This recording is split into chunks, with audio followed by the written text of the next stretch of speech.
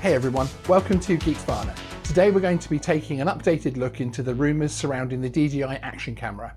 As you would have seen from our original video on the initial rumours, the camera details were leaked on Instagram and YouTube by Stephen Divish. In his video, he claims to show what is a prototype for the DJI action camera and even lists specs, including 4K camera, front and rear LCD screens and digital stabilisation. The pictures are not totally clear. This is despite even a basic modern phone being capable of excellent photos and videos. That is a flag. Also, closer inspection of the pictures give rise to indications of editing and lighting changes, which also cast doubts on the pictures. However, there does seem to be enough support for the rumour to not simply dismiss it. The original claimed date for release has passed, although it has been confirmed that DJI moved the launch away from the end of April.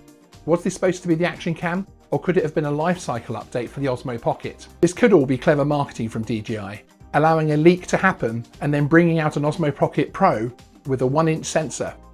At which point, the speculation over a true action cam has a lot of GoPro buyers watching closely for DJI releases. There is of course nothing to say both rumours aren't correct, and that we're going to see both action cam and the Osmo Pocket Pro, or neither of course. Back in 2017, DJI founder Frank Wang Tao was interviewed over, amongst other things, the end of the DJI GoPro partnership.